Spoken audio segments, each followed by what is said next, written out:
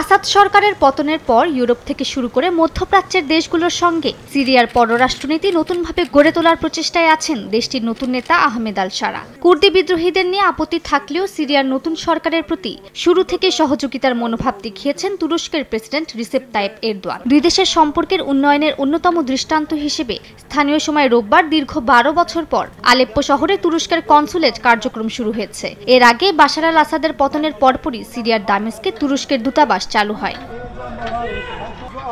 বার্তা সংস্থা রয়টার্সকে বিশ্লেষকরা জানান, নতুন প্রশাসনের অধীনে সিরিয়ার রাজনৈতিক প্রেক্ষাপটে অনেক সিদ্ধান্তে তুরস্ক গুরুত্বপূর্ণ ভূমিকা রাখবে। দামেস্কে নতুন প্রশাসন হায়াত তাহরির আল শামের সঙ্গে আঙ্কারার বন্ধুত্বপূর্ণ সম্পর্ক দুই দেশের ভূরাজনৈতিক সম্পর্কের মোড় ঘুরিয়ে দেবে বলে মনে করছেন তারা।